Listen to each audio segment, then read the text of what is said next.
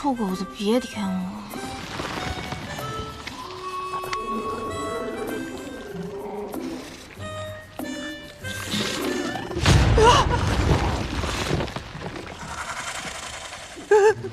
说兄弟，我细胳膊细腿的，你饶了我吧！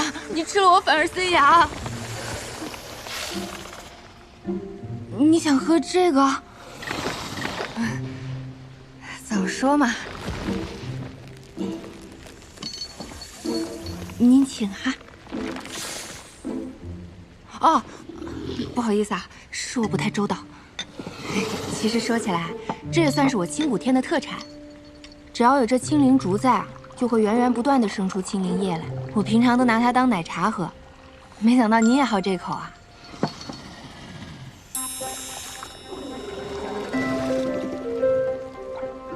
这蛇怎么狗里狗气的，能把一条巨蛇养成忠犬？祖宗不愧是祖宗。哎，我这算是又狗了一天。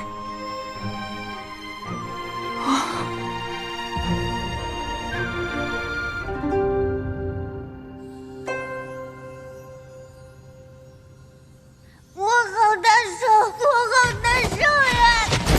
我好难受。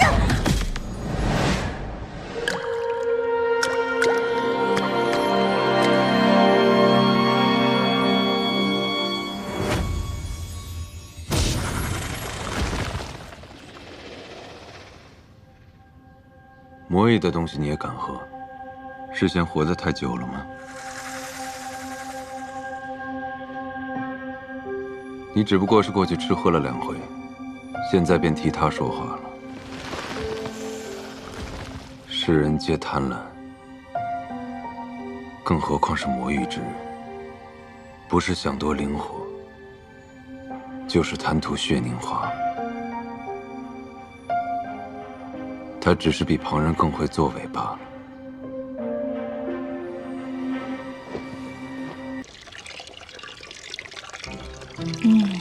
我已经给蛇兄安排上了，希望他今晚不要吵醒我，让我睡个安稳的觉吧。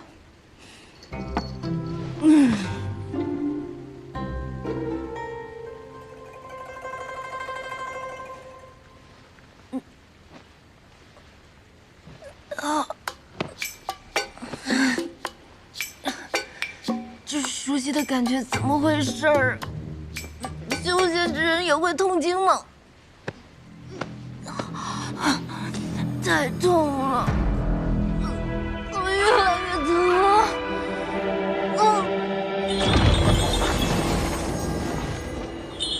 明离不是说，这半生灵能牵引廖廷烨的蚀骨之毒吗？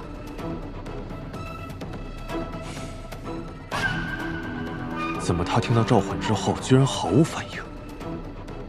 这廖廷烨，莫非真的以为攀上了司马娇，就可以摆脱我们的控制了？哼！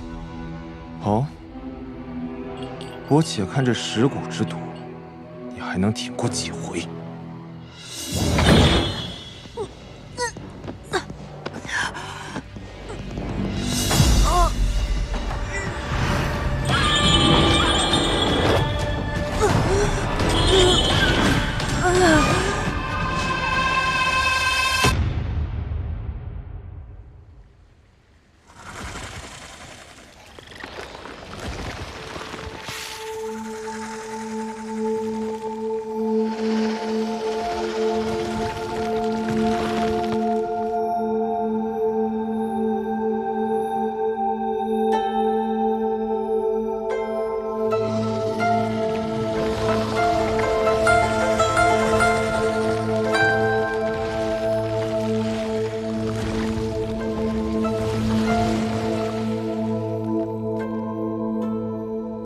蠢蛇，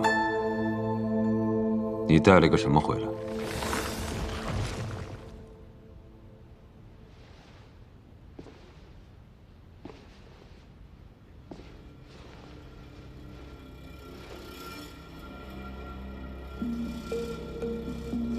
他竟然中了魔毒。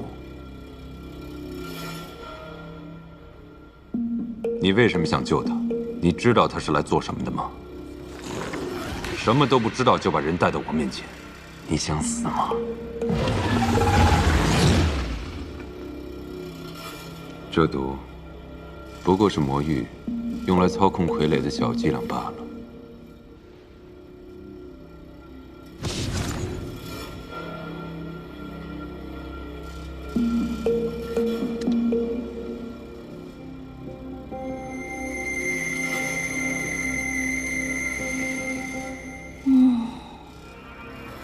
竟然直接睡着了。魔族千方百计送进来的，竟是这样的人。看来他比那些蠢货聪明，不仅没到我面前来找死，还笼络了那条蠢蛇。如此深沉的心机，配得上这张脸。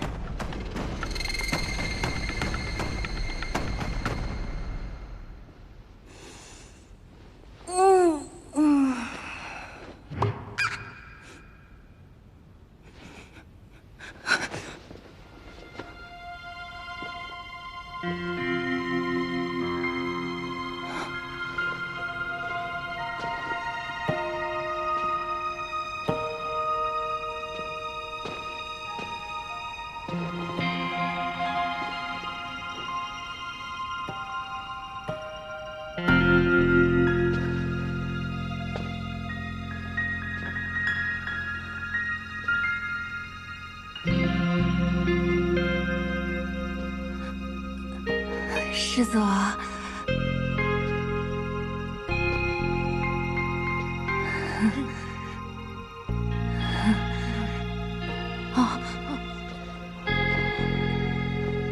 我怎么在您的殿内啊？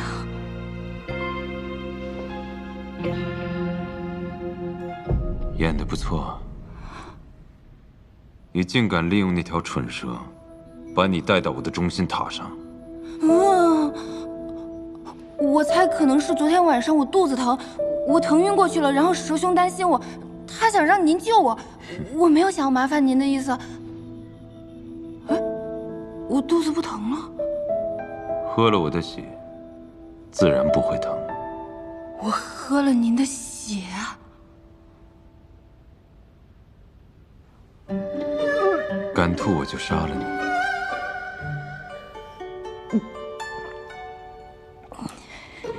您的血还有止痛功能啊！不仅能止痛，还能增进修为，这世间无人不想要。不用算上我，我不太想要。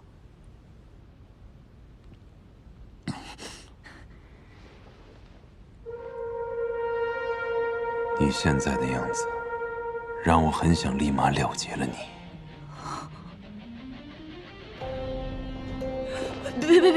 别！我怕脏了您的手，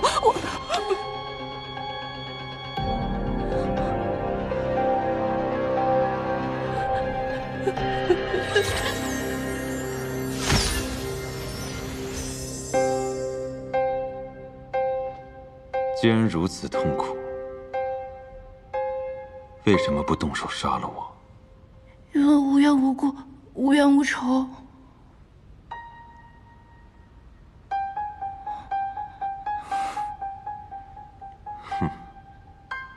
在这世上杀人，不需要冤仇，更不需要缘故。比如现在，无冤无仇、无缘无故，我就是要杀了你，你又能怎样？我不能怎么样，我也打不过你。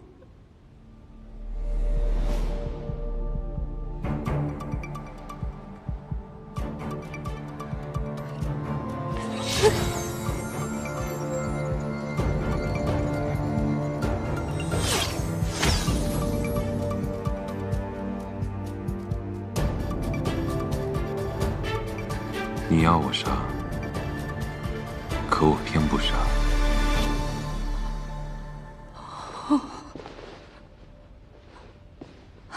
日后换你来伺候。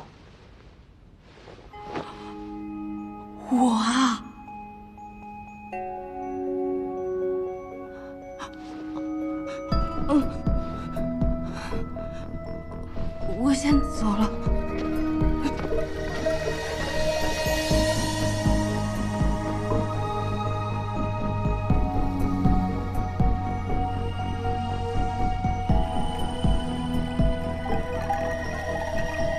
无冤无仇，无缘无故，就不想杀我。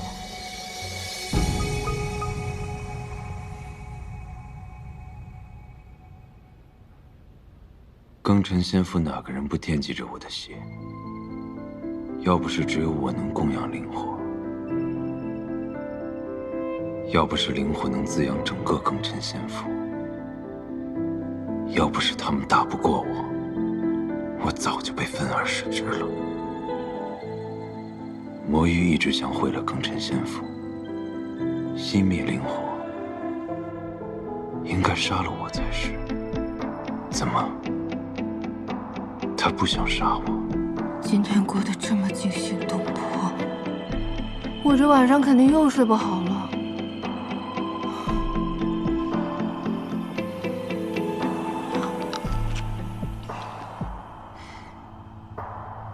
真是可笑，真云之时问出来的答案不会有假。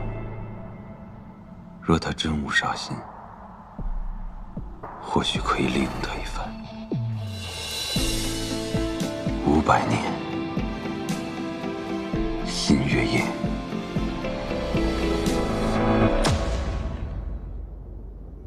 师姑，我们在中心塔下日日等待，但这扇门从未为我们打开过。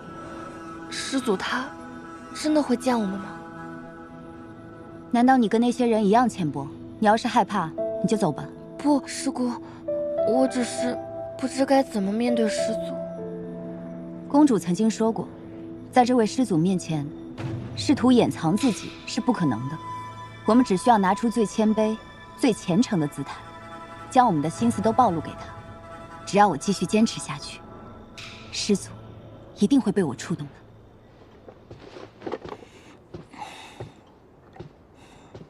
蛇兄真是好心办坏事，我还没好好休息几天呢，又要上班了。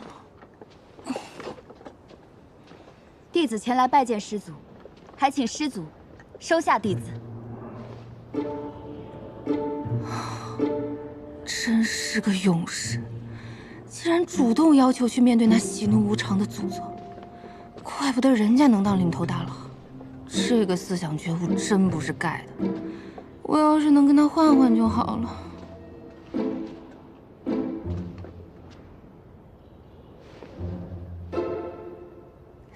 嗨，你竟然还未死！你们这些人怎么回事啊？见到我都说这话，我才不死呢！我要苟活着。你若是想要苟活，就离这里远一点。我倒是想啊。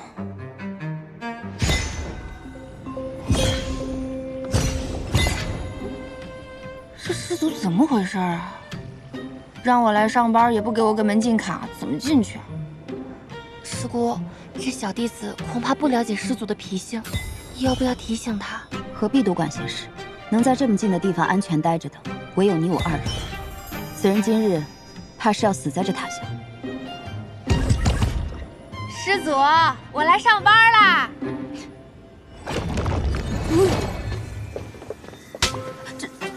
这怎么会？这个门是敲一敲就能进的吗？方才那个弟子是怎么进去的？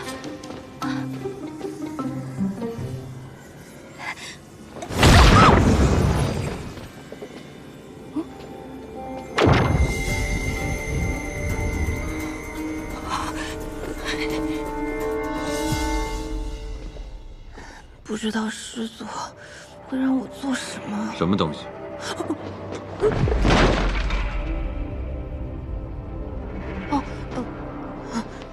这些都是我日常的生活用品，我从乾坤袋里掏出来的。但是我不太会用灵力，我就只会往外拿，不会往里收。放下你那些破烂，跟我来。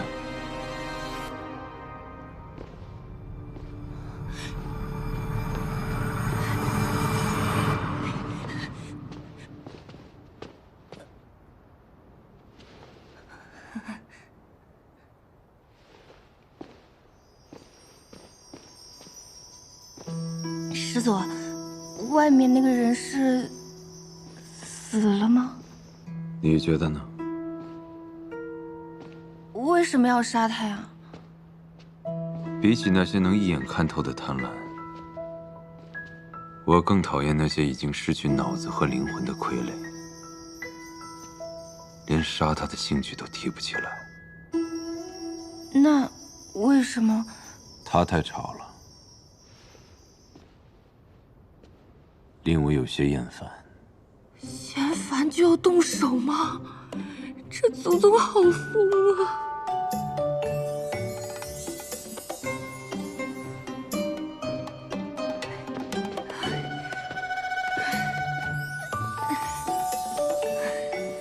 好累啊，这比挤地铁还累。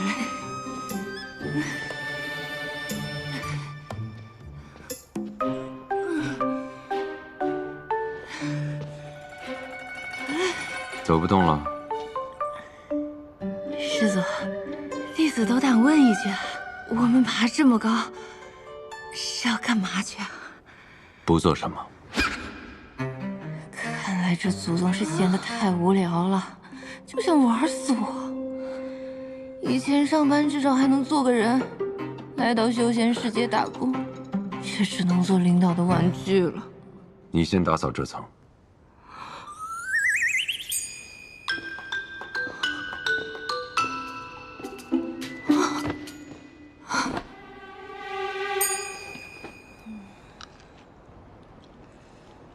别说，这视野倒真挺不错的，就是师祖喜怒无常的，有点破坏上班体验。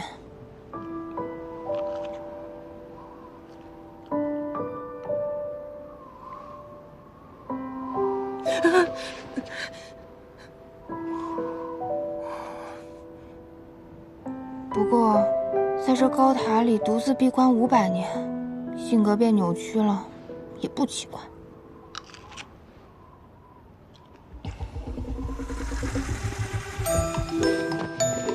师祖，你看我多努力啊，干活呢。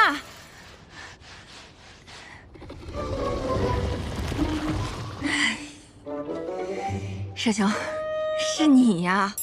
我以为老板来查岗呢，吓我一跳。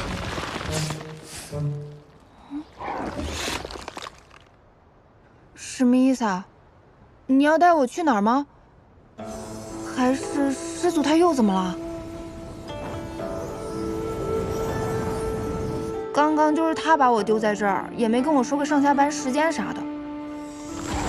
啊，你要直接带我去找师祖吗？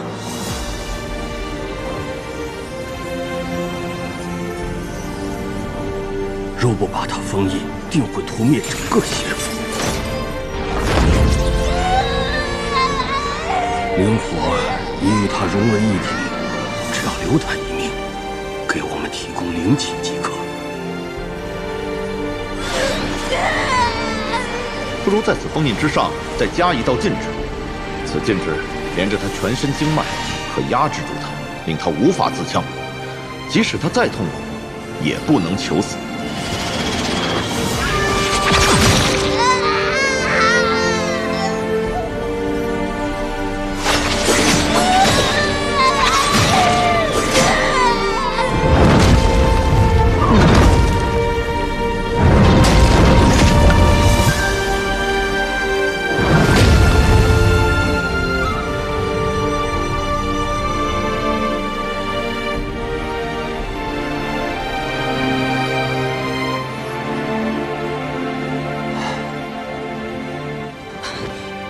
饶命啊！我什么也没干，是您的宠物带我进来的。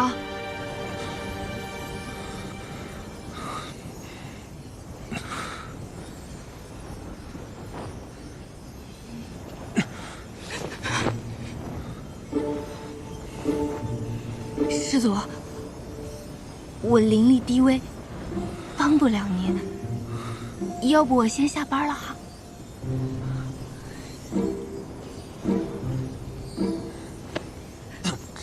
到底是什么情况？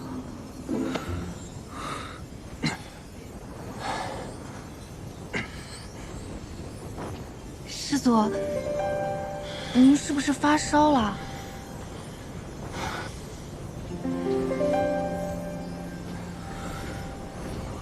我给您探探。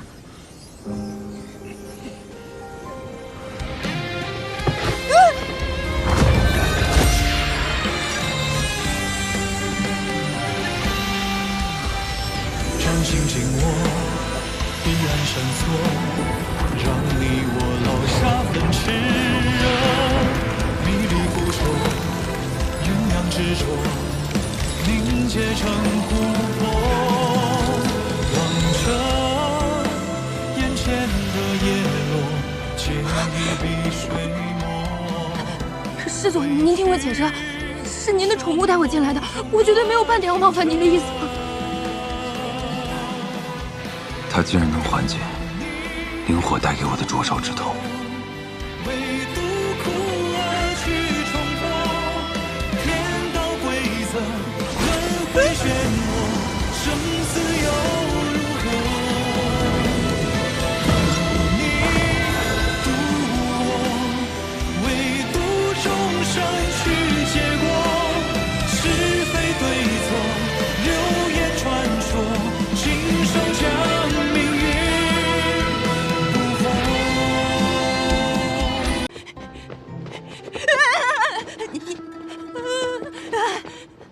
你诈尸啊！你竟然还活着，妹子啊，我是说，你没死啊？我当然没死，我无意冒犯师祖，师祖只是给我个教训，小惩大戒罢了。我一定会谨遵教诲，日后谨言慎行。师祖今日如何？哦，他呀，不行。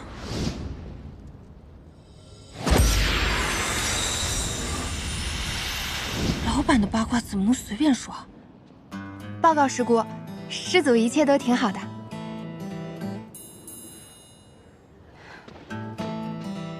能侍奉师祖是你的荣幸，你好自为之吧。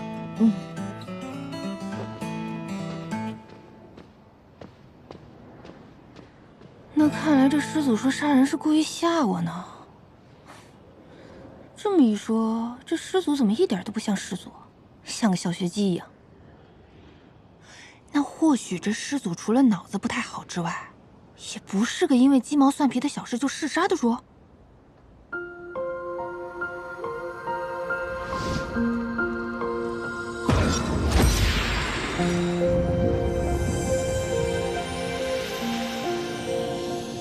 他既能替我缓解灵火给我带来的灼烧之痛，若他真的对我毫无贪念，的确能成为一枚好棋子。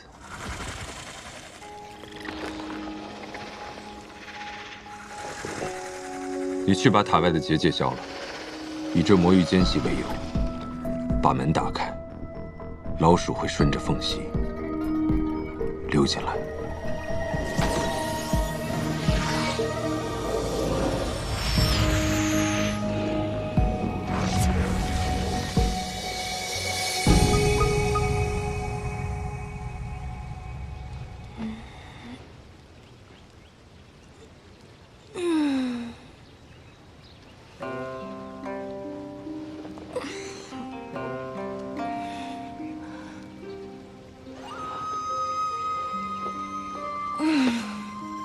至少不用上班打卡，睡得好舒服。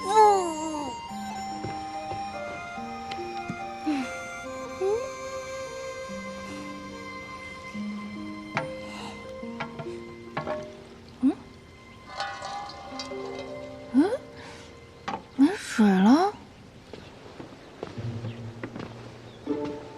这名弟子似乎很得师祖喜爱，能够自由出入中心塔。是啊，不知道他有何特殊之处？难不成只有修为低才能接近师祖？谁知道？你怎么还没死？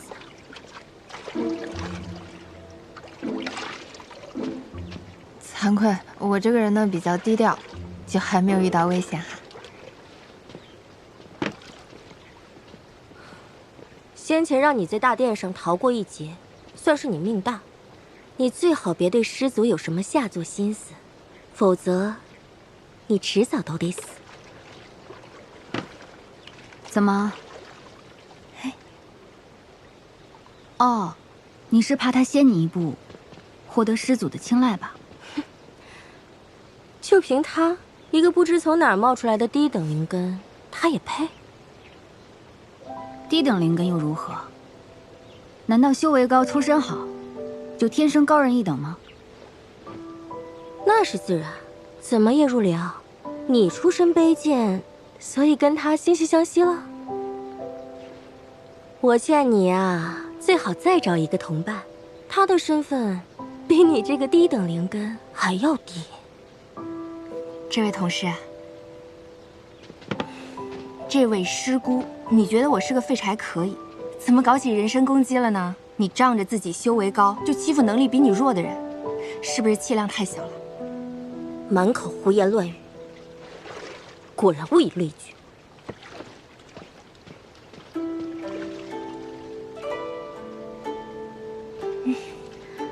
之前他们那么辱骂你，你都没有反击过，今日怎么愿意帮我出头呀？他们看不上我这个落后分子，我可以理解，但不能借题发挥，拿人的出身说事儿，太过分了。虽然我不能完全听明白你在说什么，不过我听得出来，你没有瞧不起我。你长得这么漂亮，能力又好，我欣赏你还来不及呢。我的感谢礼物，很甜的，你试试。谢谢。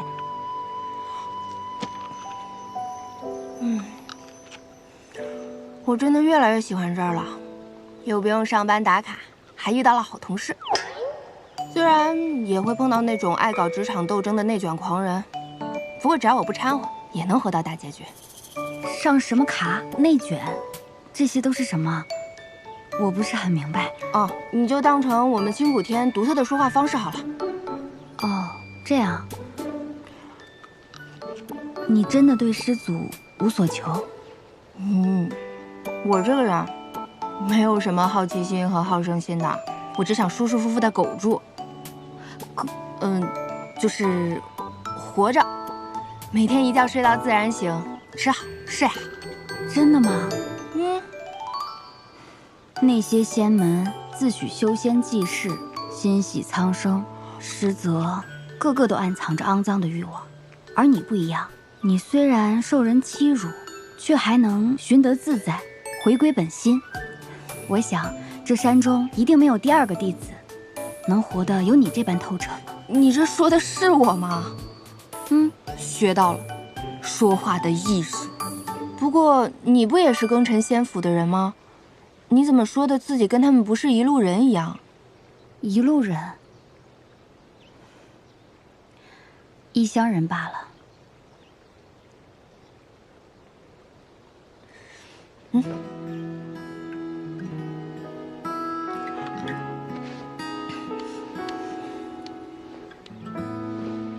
以后我们就是姐妹了。好。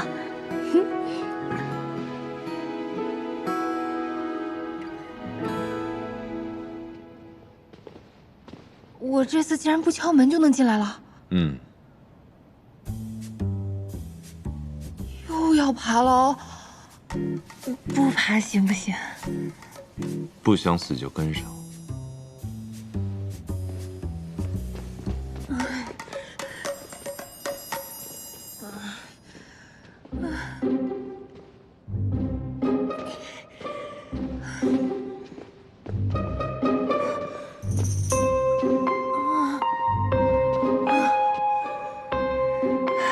这上班路途太艰辛了，没有保障又不给工资，比资本家还黑。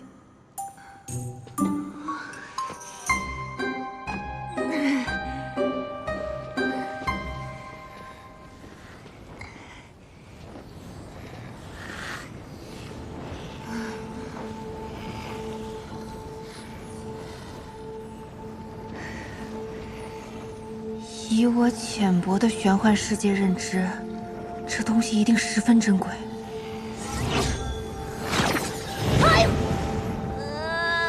老板，你听到小孩的哭声了吗？你每日过来，给这东西浇水。他一旺盛，我便烦躁，想杀人。你认真的吗？这个花上面顶着火焰，不会浇灭吗？哼，要能浇灭它，也是大功一件。跟我走。哦。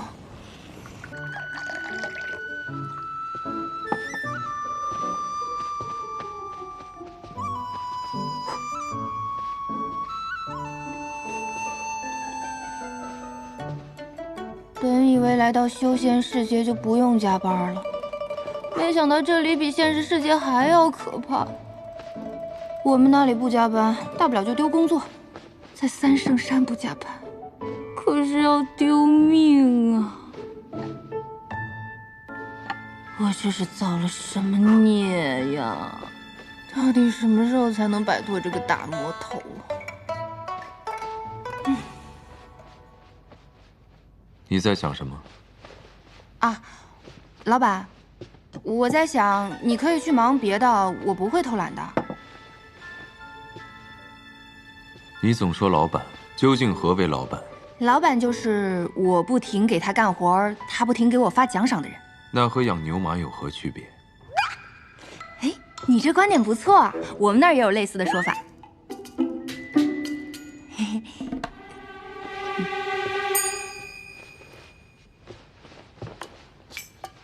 你为何不用术法做事？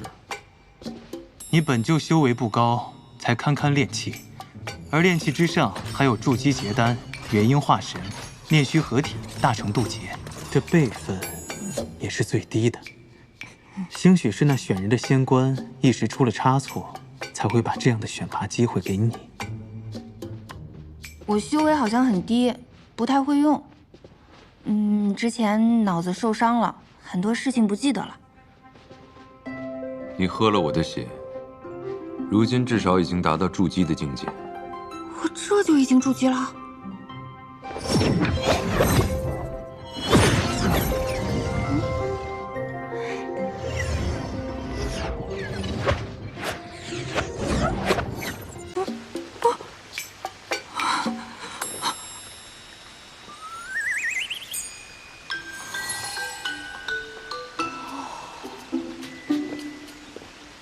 廖师妹，师傅唤你去竹取幽谱找他。廖师妹，师傅，竹取幽谱。师妹不要太担忧，你刚来青谷天，不知那三圣山是师祖修炼禁地，才会擅自闯入的。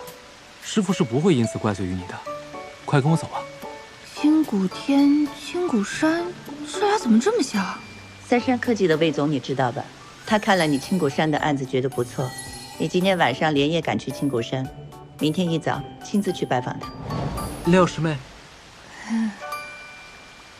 算了，说多错多，先演着吧。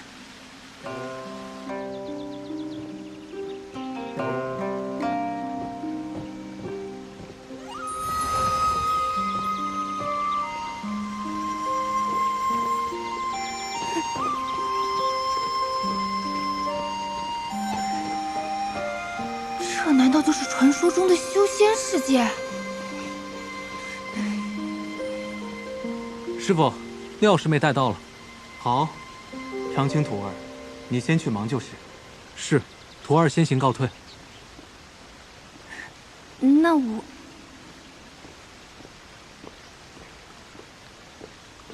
庭院徒儿，为何还不进来？让为师探查下你灵府情况。看来我这个身体姓廖名庭燕。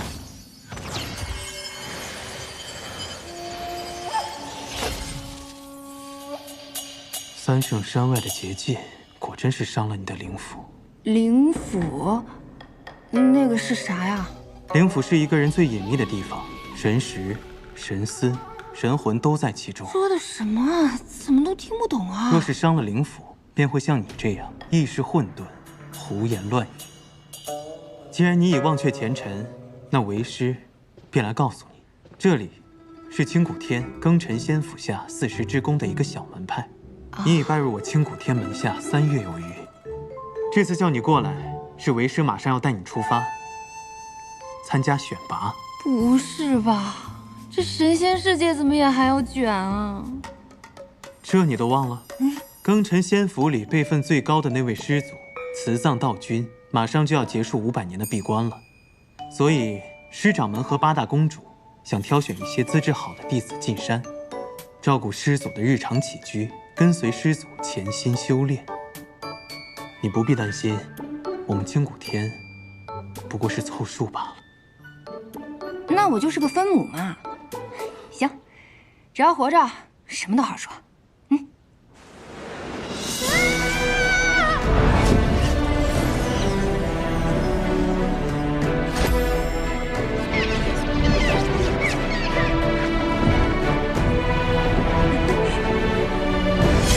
慢点儿，师傅！徒儿莫要害怕，在你脚下，便是绵延8888里的庚辰仙府。开山至今已有几十万年。最初建立庚辰仙府的始祖，乃至后来每一代的掌权者，皆姓司马。如今，庚辰仙府的最后一位司马，便是这位即将出关的慈葬道君。哦，看来这位师祖在你们这里是那种说一不二的大人物啊。师祖，自然是最德高望重的。整个庚辰仙府，就是因为师祖才得以拥有充沛的灵气。至于师掌门，他是内府的掌权者，师世历代负责侍奉、守护司马一族。而内府又分为8大宫，8大宫下面则有着我们这些小门派。咦，师傅，既然师祖已经出关了，他为什么不出来，还要选人进去啊？这个嘛，为师也不是很清楚。兴许是师祖喜爱清静，不愿出山吧。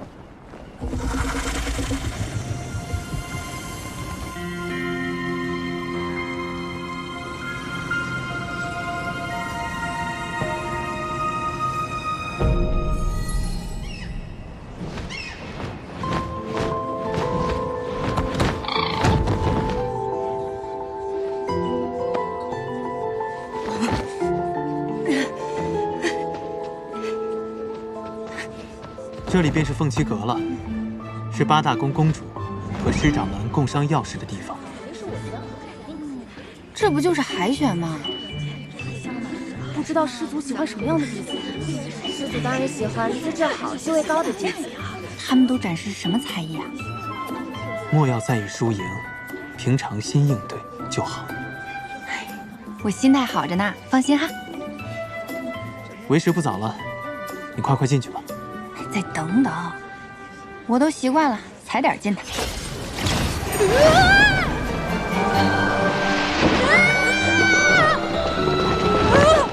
干什么呀，冒冒失失的？这哪个宫的呀？不好意思啊，你们继续。这位是哪一脉的师妹啊？你好，我是40之宫清谷天一脉的东永阳真人门下的弟子。原来不是师妹，是师侄呀。哦，那见过师姑。您看着比我大好几百岁，您叫我声孙女我都能答应。你少奉承我，像你这种修为低等之人，居然同我们一同参加选拔。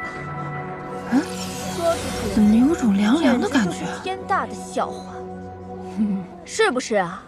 就是，没什么本事，就凭这脸生得好看。谢谢，你说话真好听。你说什么呢？就是谁夸你？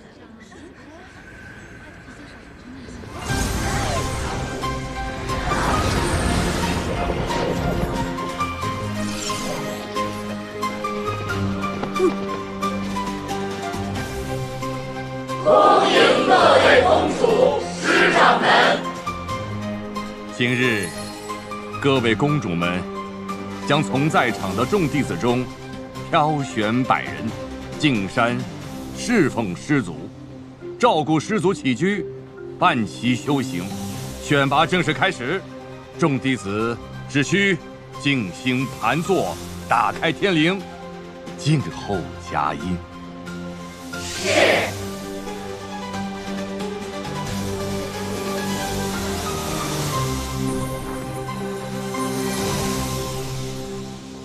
怎么打开天灵啊？在这里干坐着就行吗？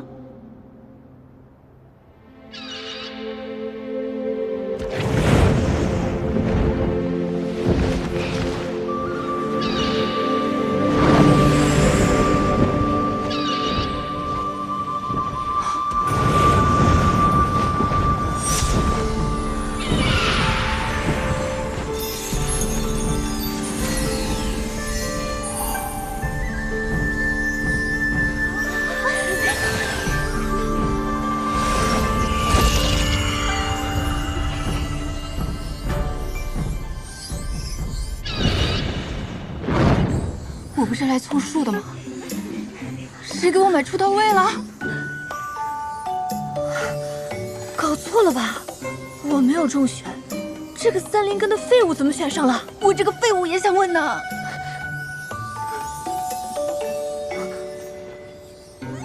娘，师傅。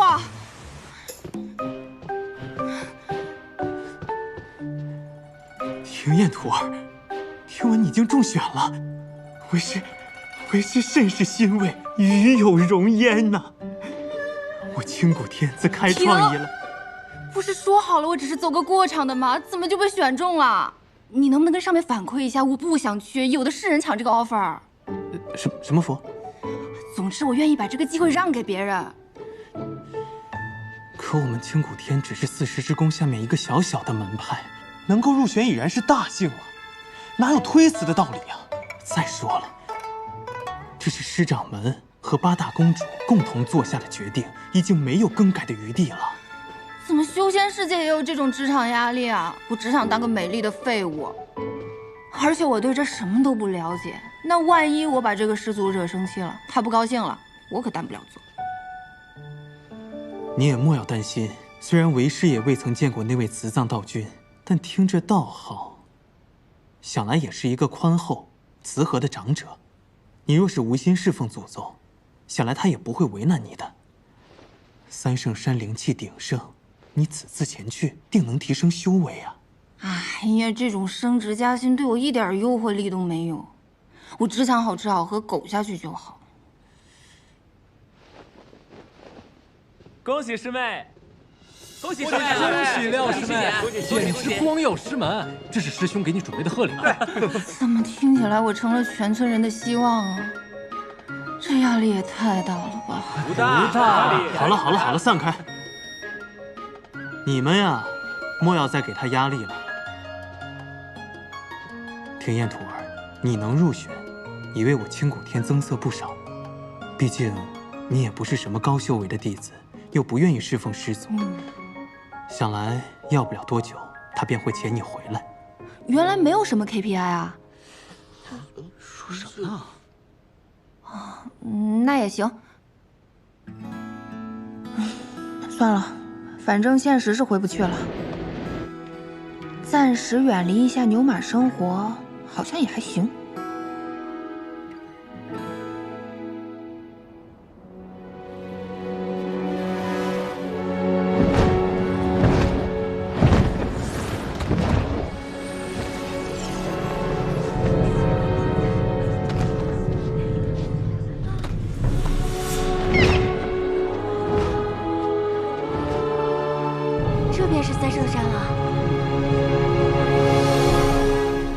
怎么什么也看不见啊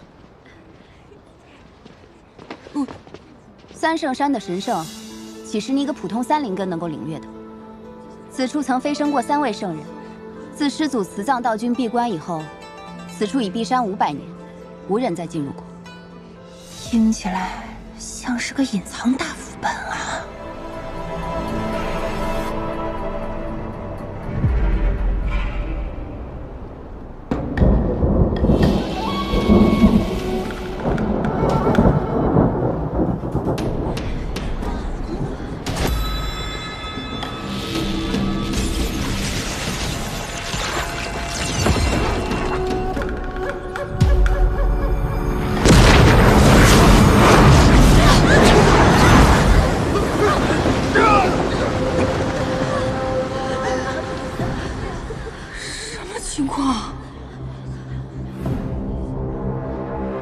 祖息怒啊！师祖息怒！师祖息怒！带我出来，你们都得死！不是，咱们这真的是一个正道的老祖宗吗？而不是挪玉的。此葬道君的刺，不是慈祥的刺吧？500年过去了，师祖竟然变得更加残暴了，这可如何是好？若不好好安抚师祖，庚辰仙府这延绵几十万年的大宗门，恐怕就要断送在我们这一代手中了。师祖，弟子施千旅今日特携弟子百命进山，来侍奉师祖。进来。霓生，你是我所有弟子中最优秀的，天之宫的希望就放在你身上了。是，公主。这修仙世界的老板一发怒，员工就要流血吗？我还是不要去了。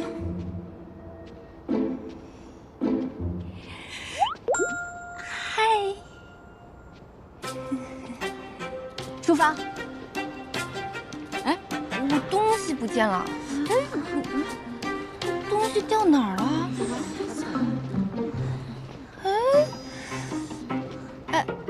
什么东西丢了？我帮你找啊。太客气了，我自己找就好哈。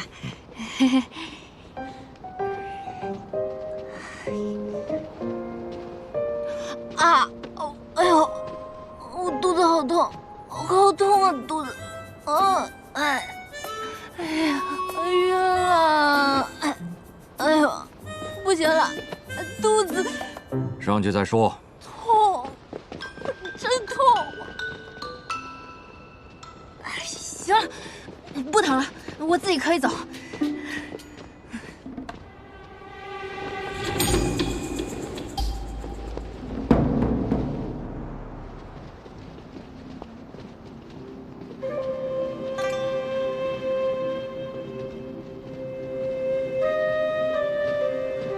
这祖宗的修炼环境这么恶劣的吗？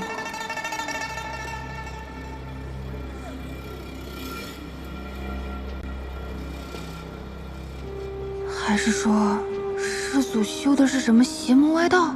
师姑，这里有些吓人，我们还要往前走吗？公主进山之前交代过，这山中有结界，如果贸然离开的话，不仅会惹怒师祖，而且会被结界吞噬。你要是嫌活得太长，就先逃吧。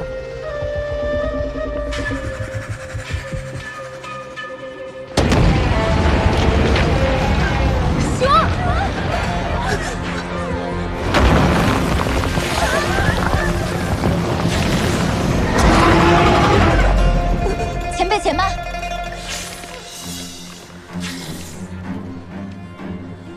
前辈，我等弟子前来拜见师祖，初来乍到，还请前辈带路。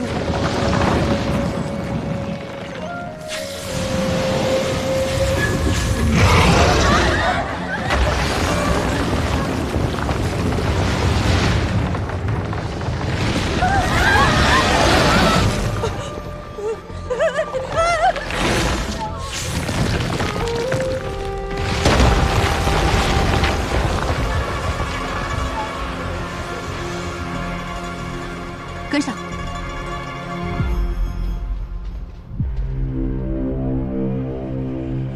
还跟上？这破工作，我才不干！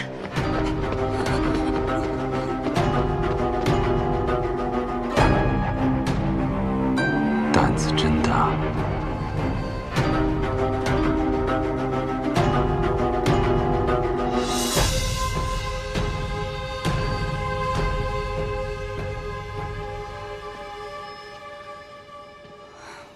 这些人也太勇了吧！出不去就跟着一条蛇走。还好这修仙世界没有打卡机，少我一个也不会被发现。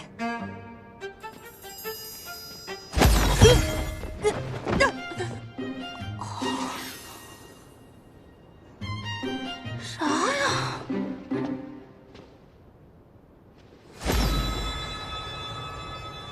魔气，他竟是魔域之人。谁啊？我看到你了！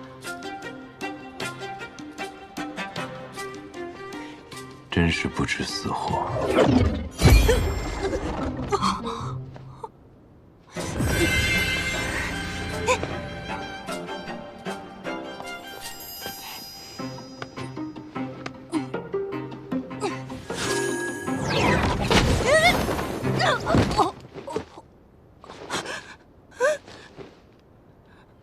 太邪门了，还是回去吧。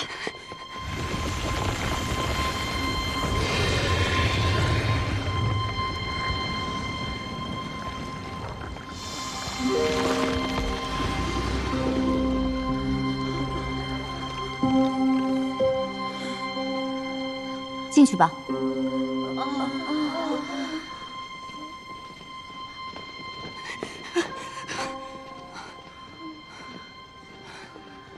恐怖片里最早死的都是落单的人，我还是跟着大部队走吧。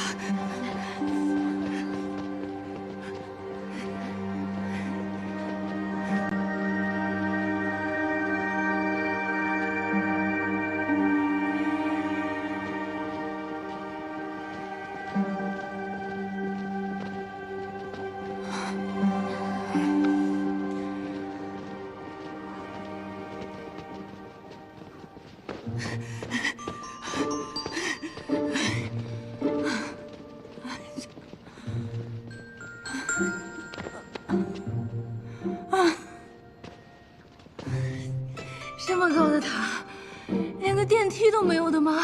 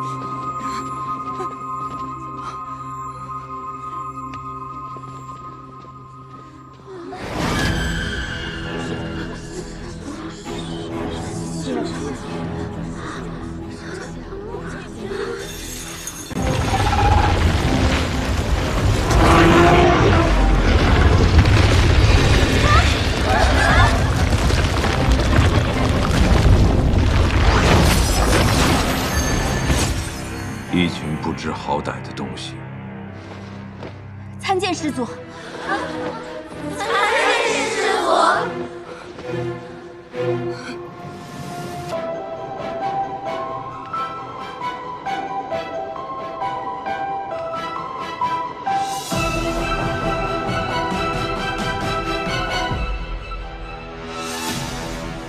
这老祖宗的脚竟然保养得这么好，细皮嫩肉的，不知道脸是不是也这么嫩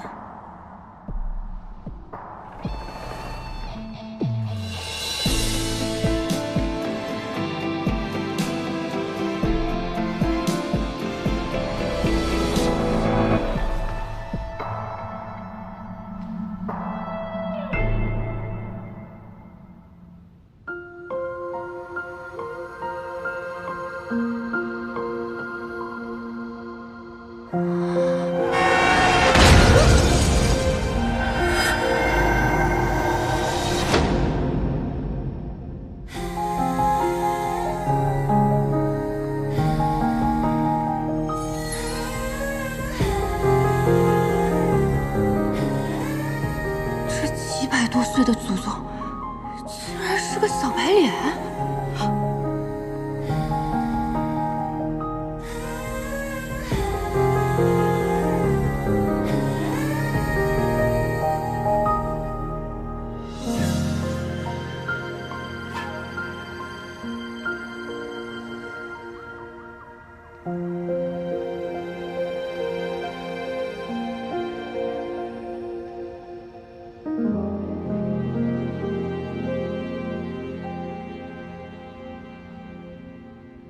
你进来想做什么？弟子玉蓉蓉愿潜心侍奉师祖。撒谎！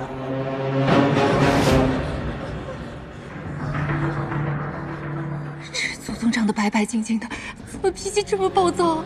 跟个地雷似的，一点就炸呀！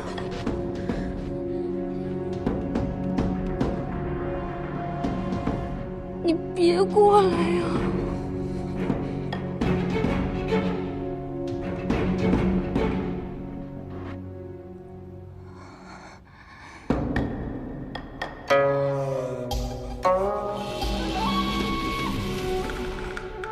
你叫什么名字？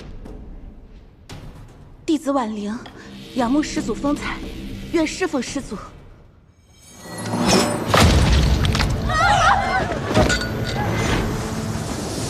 不是婉玲师妹，他是谁？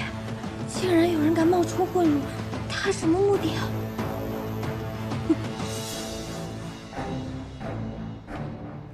他好像在看我。那不是祖宗，你别看我呀！这儿还有个胆子更大的。我哪里胆子大了？我根本什么都没做呀，祖宗！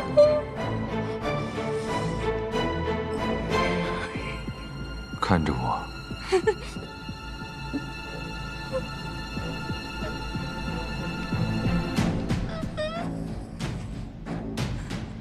睁开眼睛看着我。现在还想耍心眼吗？冤枉啊，祖宗！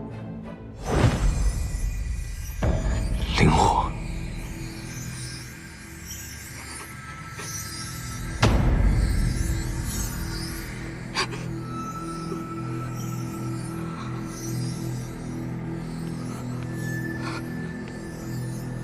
都滚出去！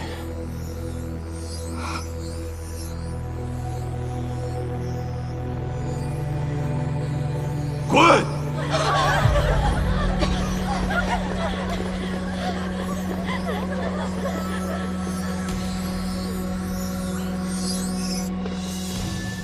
这师祖精神状态好像不太正常，简直是蠢蠢发疯。我怀疑他找我们来，是给他的宠物蛇囤口粮的。先杀的比较新鲜。休得胡言！今日面见已毕，我们要找个地方先安顿一下，等待师祖的吩咐。走。这个天之宫的木泥生以为自己是谁啊？人人都得听他的。我偏不。我们走这边。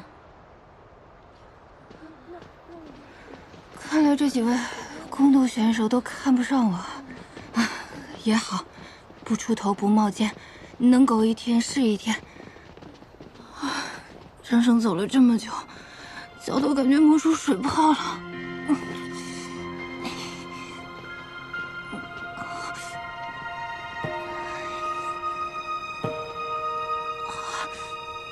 司马教在殿上竟会放过他，也不知他有何特殊之处。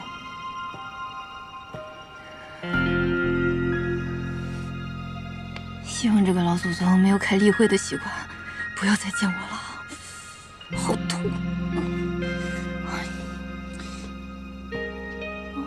我来帮你吧。啊！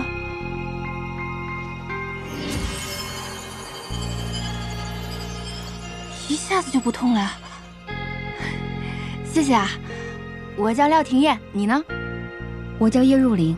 啊，入灵。怎么你也落单了呀？难道你跟我一样也是个摸鱼分子？摸鱼？他是在说魔域吗？摸鱼分子是哪个门派？就是不想照料那个老祖宗。我是阴之宫弟子，奉公主之命进山效力。哦，你为何不愿照料师祖？整个庚辰仙府都由师祖的灵气供养着，要是能得师祖青睐，修为必定大有增进，短短10日便可抵过自己苦修上千年呢。我没有那么大的愿望，我就想吃好睡好，能活着就行。那你接下来如何打算？我打算找个日照充足、午休的时候还能晒太阳的地方先住下来。你要跟我一起吗？不了。啊。你若是需要什么帮助的话，可以来后殿找我。告辞。谢谢。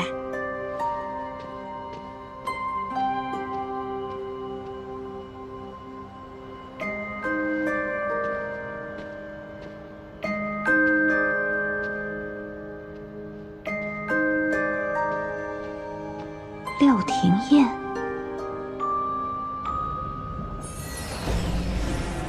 廖廷燕已顺利进山。不愧是少公主，看来你费了不少心思。哼，我早已在他身上施下术法，选拔时可盗取灵气，神不知鬼不觉地顶替了那月初回。好，等他将司马娇杀了，仙魔两界的屏障便会消失，我魔域之人再也不用困于这荒凉之地。届时，答应我的事，你可要说到做到。放心，司马娇一死，你便可得偿所愿。今日弟子才进山，便有命灯熄灭。以师祖这般心狠手辣、杀伐无情的性格，恐怕会……他会这样，也情有可原。500年前，司马师发疯火烧白鹿崖，毁去了整个司马一族。我和八大公赶到时，为时已晚。偌大家族，竟剩襁褓中的司马娇，而他偏偏是极为罕见的返祖血脉，已与灵火融为一体。因此，以血肉之躯供养灵火的责任，便落到了司马娇一人头上。此等血脉承载了无上的力量，但也带来了无尽的痛苦。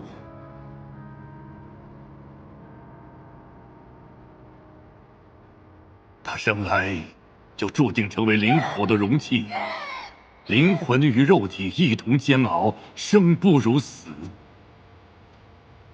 他们为了流入这珍贵的血脉，施下封印和禁咒，令他无法自强，将他封在三圣山，一困就是500年，从出生起便被灭族。八大公也只想着将他利用殆尽，不封魔才怪。师祖，请把这碗汤喝下吧。再喝一口。师祖对我施加，尚且还能念及几分旧情，但那些被八大公送入山的弟子们，各怀鬼胎，恐怕难逃一死。他睁开眼睛看着我，为什么会让灵火躁动不安？冤枉啊，祖宗！他到底在谋划什么？他会是我所需之人吗？